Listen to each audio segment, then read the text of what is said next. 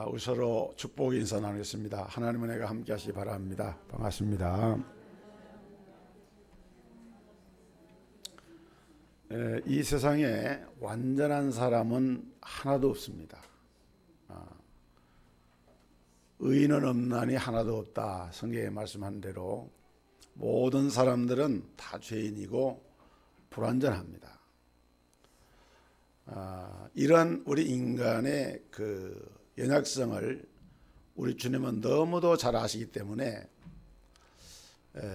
주님은 사람을 언제라도 어떤 그 믿음의 대상으로 보질 않으셨어요.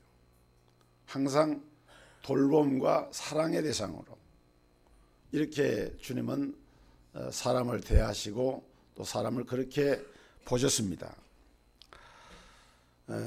우리 성도들이 신앙생활 할 때 이 인간관계라고 하는 것이 굉장히 중요하죠. 우리가 신앙생활의 이 공동체는 성도의 상관의 교통과 교제를 통해서 우리가 함께 더불어서 신앙생활을 하게 되는데, 중요한 것은 그 주님이 사람에 대해서 가르치셨던 것처럼 오늘 우리도 사람에 대해서 너무 지나치게 사람을 믿다가 실족하는 일이 생겨서는 안 된다는 거예요. 사람은 어디까지나 사랑의 대상이고 돌봄의 대상이지 우리가 그냥 이렇게 믿을 수 있는, 왜냐하면 그 인간 자체가 불완전하기 때문에, 연약하기 때문에 우리는 사람을 지나치게 믿어서는 안 되는 것입니다. 오늘 이 봉독한 본문 말씀을 보면은 사람을 대하실 때 주님이 어떤 모습으로 대하셨는가를 보여주는데, 예수님이 많은 이적을 행하셨습니다. 저 갈릴리 지역을 중심으로 이제 갈릴리 가나에서 혼인잔치집에서 물로 포도주를 만드셔서 그 잔치 흥이 깨어지려 하는데, 그 일을 통해서 많은 사람들이 예수님의 놀라운 이 이적을 행하시는 것을 체험을 하게 됩니다. 그뿐만 아니라 중풍병자를 치료하거나 눈먼 소경을 고치시거나 또 나환자들을 고치시거나 이런 권능을 행하시니까 많은 사람들이 그 기적을 보았다 그랬어요. 그 기적을 보고 그리고 그 주님을 많은 사람들이 믿었다 그랬습니다. 그런데 오늘 이 본문에 보면은 예수는 그 몸을 저희에게 의탁하지 아니하셨다. 23절에 6월절에 예수께서 예루살렘에 계시니 많은 사람이 그 행하시는 표적을 보고, 이 표적은 이적이나 기적을 말하는 거예요. 표적을 보고 그 이름을 믿었으나 예수는 그 몸을 저희에게 의탁하지 아니하셨다. 왜 주님은 그들을 의지하지 않고 적당하게 말하자면 거리를 두셨는가? 그 이유는 24절에 보니까 이는 친히 모든 사람을 아심이라. 또 25절에 보면 이는 그가 친히 사람의 속에 있는 것을 아셨음이니라. 사람이라고 하는 존재가 얼마나 연약한지를 주님은 너무 잘 아시는 거예요. 그래서 사람을 의지하거나 사람을 의탁하지를 아니하셨다는 거죠. 오늘 우리는 이 말씀을 통해서 왜 우리 주님이 이처럼 사람을 의지하지 않고 일정한 거리를 두고 어떻게 보면 경계를 하셨는가에 대한 이런 중요한 가르침을 우리가 얻을 수가 있는데요. 첫째로 우리 예수님은 이 말씀 속에서 체험 중심의 신앙을 경계를 하고 있습니다. 체험이라고 하는 것은 굉장히 중요합니다. 그런데 예수님은 이런 체험 중심의 신앙, 체험을 위주로 하는 신앙, 하나님의 말씀보다도 체험을 앞세우는 그런 신앙에 대해서 예수님은 일정한 경계를 하고 계시는 것을 볼 수가 있습니다. 여러분, 체험이라고 하는 것은 우리 신앙생활에 있어야 하는 것이고 꼭 필요한 것이고 또 중요한 것입니다. 저는 오랫동안 목회를 하면서 이 신앙의 이 체험이라 하는 것이 너무너무 소중하다. 정말 하나님의 기적과 기사와 이적과 능력들은 2000년 전에 그 가나안 땅에서만 이루어진 것이 아니고 오늘날 어제나 오늘이나 영원토록 변함없이 동일하신 하나님이신 그 예수님이 역사하신 그곳에는 이적이 나타나고 기사가 나타나고 능력이 나타나는 것이 너무 당연한 거예요. 그래서 그러한 이적과 기사를 사모하고 또 그것을 위해서 기도하고 또 그런 하나님의 은혜를 함께 나누는 것이 얼마나 중요한 것인가를 우리는 모두가 잘 알고 있어요. 그러나 우리의 신앙이 이러한 체험을 중심하는 신앙이 돼서는 안 된다. 체험보다도 더 강조되어야 되는 것이 무엇인가 하면은 하나님의 말씀이다. 그런 말이에요. 저는 개인적으로는 늘 강조하는 것이지만은 우리 예수 믿는 사람들은 하나님의 초자연적인 이적과 기사와 능력을 우리는 실제로 우리 삶 속에 체험하고 또 이것을 간증하고 또 이러한 것들이 우리의 신앙의 활력이 되고 능력이 된다고 하는 것을 결코 부정해서는 안 됩니다.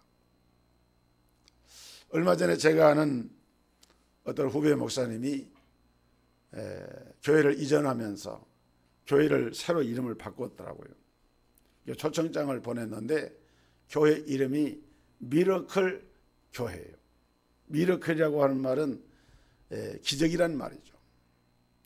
그래서 그분이 나중에 설명을 하는데 하나님께서 아주 어려운 저 강동구 길동의 지하 세방에서 물이 막 새는 그런 곳에서 수년간 있다가 이제 새로운 장소로 이전을 하면서 하나님께서 우리 교회에 기적을 베풀어 주셨다. 그래서 이제 그 교회 이름을 미러클 교회라고, 기적의 교회라고, 앞으로 더 많은 기적이 일어날 걸 기대한다고 이러면서 교회를 이렇게 새롭게 이전하고 또 이름을 바꾸었다고 하는 이야기를 하는 것을 들었습니다. 그렇습니다. 하나님의 교회는 또 우리 성도들의 개인의 삶 속에는 지금도 살아계셔서 역사하신 하나님께서 우리의 삶 속에 놀라운 이적과 기사와 능력들이 나타나고 그런 체험들이 우리의 신앙을 강하게 하는 것이 사실이에요. 여러분, 그러나 오늘 이러한 체험 중심의 신앙으로 나아가는 것에 대해서 우리 예수님께서는 이제 그것은 결코 바람직하지 않다. 문둥병자를 고치고 중풍병자를 고치고 귀신 들린 사람을 고치고 갈릴리에서 가나안 땅에서 이런 이적을 행하실 때 이것을 현장에서 보고 들은 사람들이 소문이 막 퍼져나갑니다. 그 예수님이 유월절 절기를 지키러 예루살렘에 오셔서 예루살렘에 계실 때 그 소문을 들은 사람들이, 그 체험을 했던 사람들이 이제 그 예수님에 대한 그 놀라운 기적과 기사를 체험한 사람들이 예수의 이름을 믿었어요.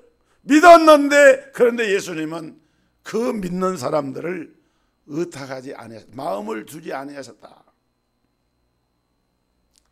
사랑하는 성도 여러분, 우리의 신앙이 눈에 보이는 것에만 국한이 된다고 하면은 이것은 위험한 것이고 이것은 한계가 있는 것입니다.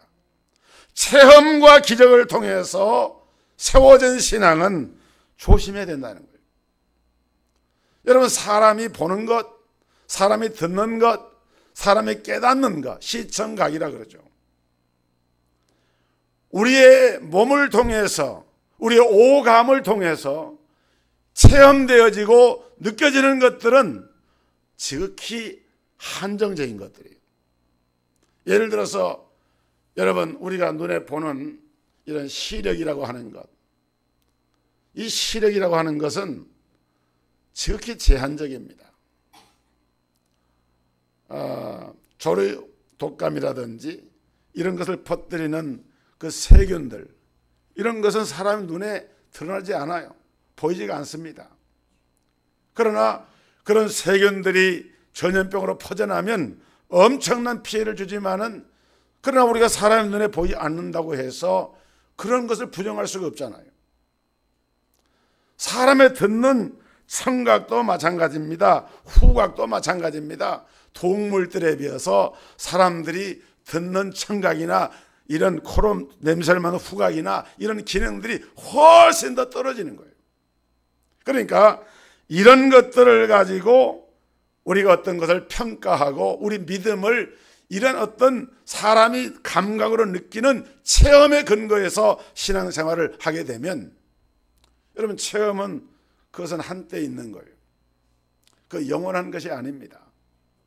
사람이 신유의 은사를 통해서 병 고침을 받잖아요. 그렇다고 해서 그 사람이 믿음이 없는데 천국 가는 건 아닙니다. 신유의 은사를 통해서 병 고침은 받을 수 있습니다. 하나님의 능력을 통해서 귀신이 떠나갈 수 있습니다. 그러나 그 안에 예수를 그리스도로 믿고 고백하는 참된 신앙의 진정한 고백이 없다고 하면은 그 사람은 하나님의 자녀일 수가 없는 거예요. 여러분, 중요한 것은 그렇기 때문에 기적을 보고 믿는 것은 위험하다. 이걸 주님은 경계하셨어요. 요한복음 20장 29절에 보면은 예수님께서 도마에게 이렇게 말씀합니다. 예수께서 이르시되 너는 나를 본고로 믿느냐? 보지 못하고 믿는 자들은 복되도다 하시니라. 본고로 믿는 것보다도 보지 못했음에도 불구하고 하나님의 말씀을, 하나님의 권능의 말씀을 믿고 의지하는 그 믿음이 복된 믿음이다. 할렐루야. 이런 믿음이 여러분에게 충만하게 임하기를 주의 이름으로 축원합니다.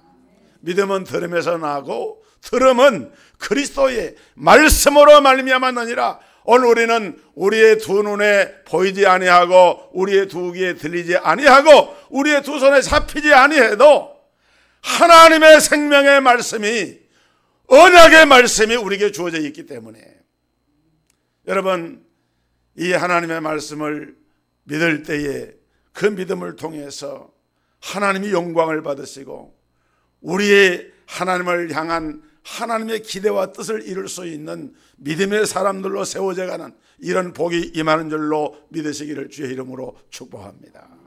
이게 중요한 거예요. 우리의 신앙의 기초는 말씀이고 그 말씀을 통해서 믿음이 세워져야 한다. 기적에 근거한 믿음보다도 말씀에 근거한 믿음을 하나님이 기뻐하시고,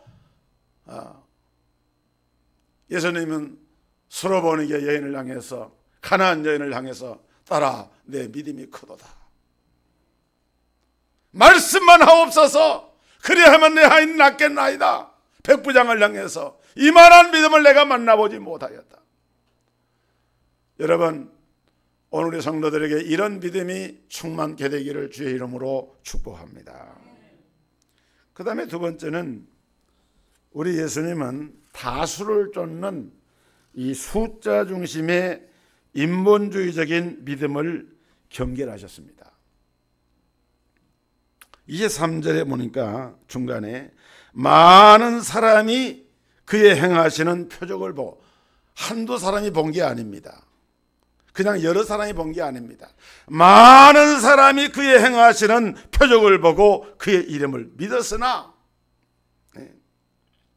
그러니까 예수님이 예루살렘에 계실 때 많은 사람들이 예수님은 보통 분이 아니야, 하나님이 보내신 분이야 라고 하면서 초자연적인 이적과 기사와 능력을 행하시는 그 주님을 볼 때에 많은 사람들이 그 예수의 이름을 믿었다는 거예요. 믿었다.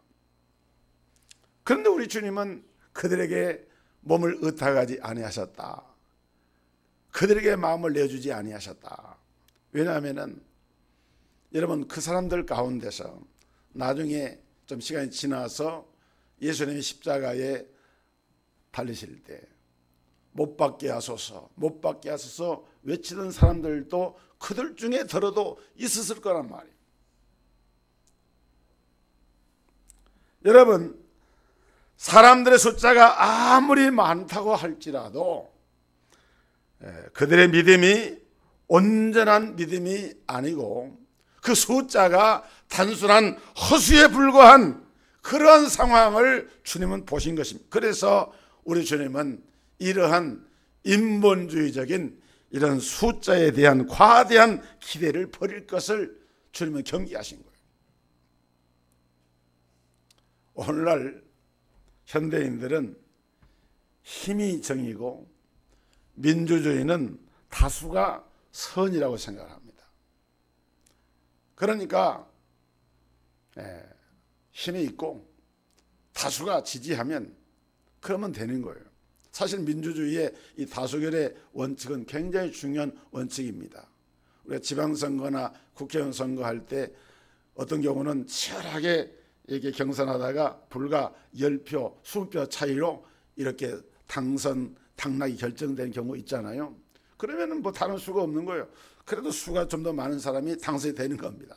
이게 민주주의의 다수결의 원리인데, 그러나 이런 다수결의 원리라고 하는 것을 진리 문제에다가 그대로 대입을 해가지고 사람들이 많이 모이고 많이 지지하는 그것은 정의고 선이고 옳다, 이렇게 판단해서는 안 된다는 거예요.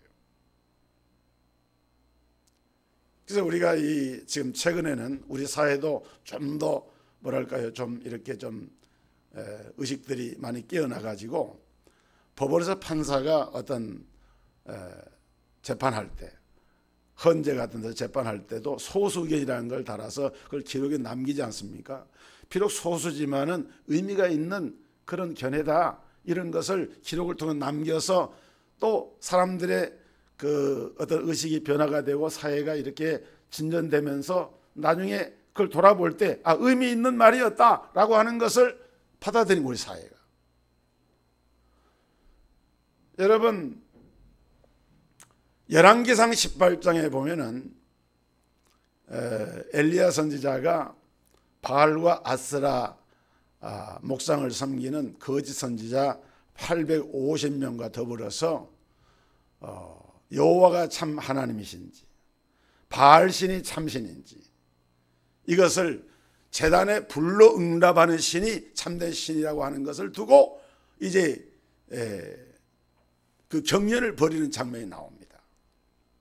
그런데 결국은 그 제단에 아무리 바알과 아세라 목상을 섬기는 거짓 선자들이 바알이여 바알이여 옷을 찢고 몸을 상해 가면서 오전 내내 부르짖으면서 구했지만 그 제단에 불이 임하지 않았어요. 왜 그렇습니까? 바알을 섬기는 선지자들이 수백 명에 이른다 할지라도 그 바알은 참된 신이 아닙니다. 생명의 창조주가 아닙니다. 우상입니다. 허상입니다. 거짓된 신입니다. 그러니까 선지자들이 그렇게 외쳐도 응답할 수가 없는 거예요. 그러나 엘리야는 하나님의 제단을 쌓고 거기에 제단 주위에 도랑을 내고 거기에다가 물을 붓고, 아니 불이 임해야 되는데 물을 부으면은 그것이 되겠습니까? 그러나 하나님의 초자연적인 기적과 역사가 살아계신 하나님의 능력에서 나타날 것을 믿고 기대하는 그 믿음을 가지고 엘리야는 그렇게 하나님께 기도했어요. 그럴 때에 그 제단에 불이 임한 줄로 믿습니다. 믿습니다. 여러분, 하나님은 살아계신 하나님이에요. 신앙이라고 하는 것은 얼마나 많은 다수가 지지하느냐가 중요한 게 아니에요. 여러분, 예수님이 이 땅에 오셔서 목회를 하십니다. 갈릴리 가난한 어부들, 세리마태, 그 당시에 별로 지식인도 아니고 사회적으로 어떤 지위가 있는 사람도 아닌 평범한 그런 사람들 12명을 우리 주님이 택하셔서 그 12명의 제들과 함께 하나님 나라 복음 사역을 하신 거예요. 그러니까 예수님은 12명 목회를 한 거예요. 쉽게 말하면. 그러면서 마지막 떠나가실 때도 그 사도들 제자들에게 너희는 가서 모든 족속으로 제자를 삼고 아버지 아들과 성령의 세를 주고 내가 너에게 분부한 모든 것을 가르쳐 지키게 하라. 대임의 명령을 하시고 주님은 십자가에 죽으시고 그리고 하늘로 올라가신 거예요. 인간적으로 볼 때는, 세상적인 가치 기준으로 볼 때는 숫자를 가지고 인본주의적인 계산 노름하는 사람들이 볼 때는 예수님은 실패한 분입니다. 그러나 여러분, 예수님은 실패한 것이 아니라 십자가상에서 내가 다 이루었다 선언하신 그대로 인류 구속을 완성하신 거예요. 할렐루야. 이게 바로 신령한 하나님의 은혜의 일들인 거예요. 여러분, 이런 사실들을 우리가 우리 신앙에 조금 더 이렇게 접목을 해서 생각해 본다고 하면은, 이 사람들은 다수가 모이면은 군중 심리라고 하는 것이 발동을 합니다. 한두 사람이 모였을 때 하고 10사람, 20명이 모였을 때 하고 그것에서 와지는 느낌이 달라지는 거예요. 그 야바우 장사하는 사람들이 그래서 서로 짜가지고 길거리에다 좌판을 벌려놓고 거기에 막 사람들 모으잖아요. 군중 심리가 발동합니다. 저거 뭐가 있네 하고 막 쫓아가는 거예요. 그러나 사실은 그게 야바우라는 게 뭡니까? 속이는 거거든요. 좋지 않은 물건을 가지고 그냥 사람들 군중 심리로 지갑을 끌어서 막 사는 겁니다. 여러분, 그래서 우리가 일부 성도들은 잘못된 착각에 빠질 수가 있는데, 큰 교회, 사람이 많이 모이는 교회는 성공한 교회, 작은 교회, 사람들이 그다지 많이 모이지 못한 교회는 실패한 교회라고 생각하는 사람들도 있어요. 우리 동석교회 성도들은 그런 생각 갖지 않게 되기를 제가 부탁을 드립니다. 왜 그러느냐? 하나님의 교회는 클 수도 있습니다. 우리가 다수를 그렇다고 해서 정죄하거나 다수가 나쁘다고 말하면 안 됩니다. 교회가 가능하면 많이 모여서 큰일을 많이 하고 하는 건 아름다운 일이고 복된 일이에요. 그러나 상대적으로 교인 수가 작고 교회 규모가 작고 교회 예산이 작다 그래서 그러면 그 교회는 실패한 교회고 잘못된 교회냐? 그건 아니라는 거예요. 하나님의 나라, 하나님의 일들은 얼마든지 그런 방식으로, 그런 방법으로도 지금도 하나님은 그 일을 하고 계시는 거예요.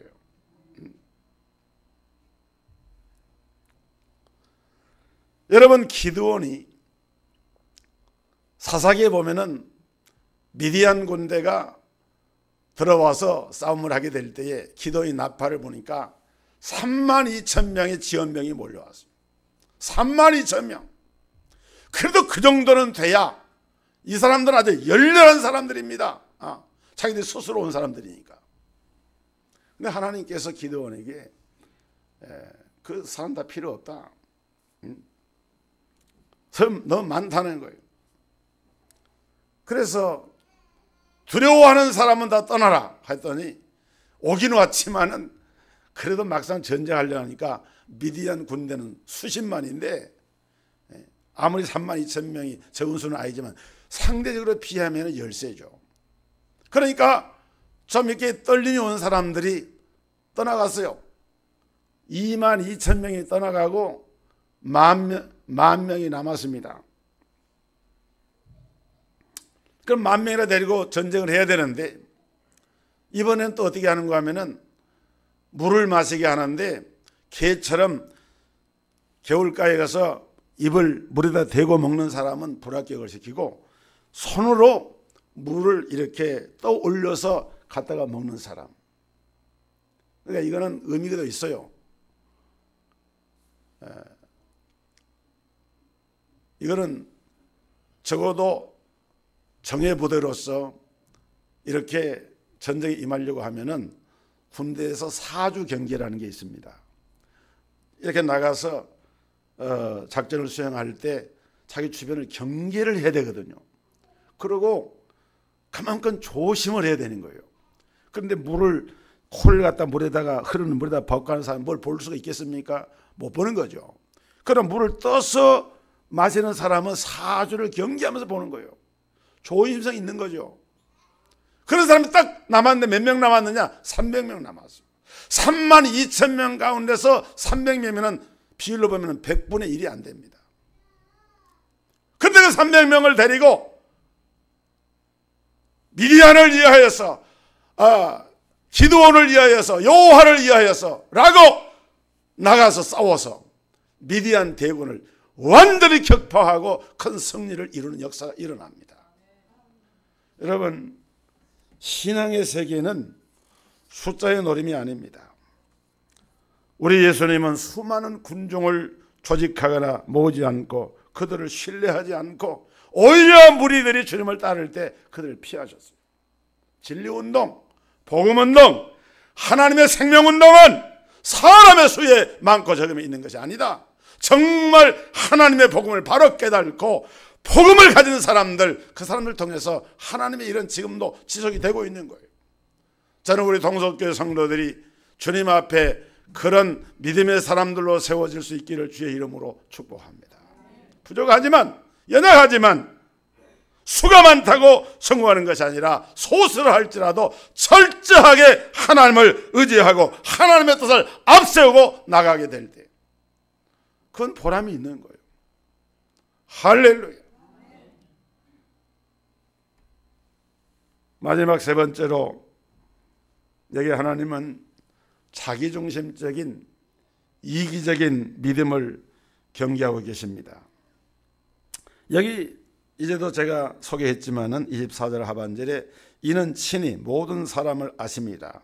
25절 하반절에 이는 그가 친히 사람의 속에 있는 것을 아셨음이니라. 뭘 아셨을까요, 주님이? 자기중심적인 것, 이기적인 마음. 그러니까 이 사람들은 기적을 보고 떡을 먹고 배가 부르니까, 포도주가 물이 변화에 포도주가 되니까 그걸 보니까 너무 놀라운 거죠. 주님을 따르면은 급할 때 내가 용처에 내 문제 해결책이 되겠다. 육신적인 생각인 것, 이기적인 생각인 것이죠. 그러니까 여러분, 우리가 중요한 것은 성경을 텍스트라 그럽니다. 그 다음 우리가 처해 있는 상황을 컨텍스트라 그래요. 우리가 처해 있는 상황보다도 하나님의 말씀인 성경이 뭐라고 말씀하는가를 중요시하게 되는데, 상황을 중심으로, 어떤 환경을 중심으로 신앙생활을 하는 사람들은 언제든지 주님을 향해서 등을 지고 돌아갈 수가 있는 사람들인 거예요. 환경이 좋을 때, 날이 좋을 때, 이럴 때, 교회생활 즐겁고 편안할 때, 그럴 때는 그냥 다 따르는 거예요. 그런데 저 어려운 일, 3D라 그러죠. 어렵고 힘들고 지저분한 거. 예를 들어 교회 같으면은 이렇게 표현하면 또 오해가 되지 않기 바랍니다만, 주방일 한다든지, 교회 학교 어린이들 맞지 안 되는데 우리 교회학교 선생님들 이거 이른 아침부터 나와서 어린이들을 지도하는 일이라든지, 차량 운행하는 일이라든지, 교회가 규모가 크건 작건 간에 필수적으로 해야 할 그런 일들이 있잖아요. 이런 것들을 이렇게 하다 보면은 과연 어떤 때는 스스로 그런 생각이 듭니다. 과연 이러한 일들이 어떤 의미를 갖는 것일까? 나라고 하는 존재가, 이 교회 안에서 나의 위치가, 내가 지금 봉사하고 있는 이 일이 그만큼 가치가 있는 일일까라고 자기가 처해 있는 상황과 자기를 연결해가지고 때로는 어떤 낙심하는 마음이 들 수도 있고 그럴 수 있다는 것이죠. 그러니까 여러분, 오늘 여러분은 누구를 위해서 교회를 섬깁니까? 누구를 위해서 예배를 드리고 누구를 위해서 봉사하는가? 나를 위해서 하고 있습니까? 나 자신을 위해서 하고 있습니까? 그렇다고 하면은 주님께서 기뻐하실 일이 아닌 것이죠. 우리가 하나님의 교회를 이런 모양 저런 모양 봉사하는 그 초점은, 그 목표는 다른 데 있는 거 아니에요. 우리 주님을 섬기기 위해서 하는 겁니다. 예배를 드리는 것도 주님을 섬기기 위해서, 기도하는 것도, 봉사하는 것도, 모든 것이 우리가 주님을 바라보면서. 여러분, 예수님의 요한복음 21장에 부활하신 후에 제자들에게 나타나셔서 하신 말씀, 베드로에게 한 말씀이죠. 네가 이 사람들보다도 교회를 더 사랑하느냐? 네가 이 사람들보다도 성도를 더 사랑하느냐? 이렇게 묻지 않았습니다. 네가 이 사람들보다도 나를 더 사랑하느냐? 네가 이 사람들보다도 나를 더 사랑하느냐? 주님을 더 사랑하느냐? 그렇습니다. 여러분, 신앙생활에 있어서 가장 중요한 것은 나의 주님 예수를 내가 얼마만큼 사랑하는 마음을 가지고 있는가예요. 주님을 사랑하는 마음을 가지면은 우리는 희생할 수가 있고 헌신할 수가 있고 봉사할 수가 있는 겁니다. 그러니까 주님을 따르는 그 당시 이 표적을 보고 기적을 본 사람들이 주를 믿기는 믿었는데, 이 사람들은 정말 주님을 사랑해서 믿은 것이 아니라 이기적인 생각으로, 자기중심적인 생각으로. 그러니까 주님은 그들에게 마음을 열 수가 없는 겁니다. 아, 그래, 그냥 그들 나무란 건 아니지만은 그들에게 몸을 의탁하지 아니하셨다. 오늘 여러분들이 정말 주님이 여러분을 향해서 내 사랑하는 아들아, 내 사랑하는 딸아 이렇게 부르시면서 주님이 마음을 두시는 이런 귀한 은혜가 있기를 주의 이름으로 축복합니다. 기도하겠습니다.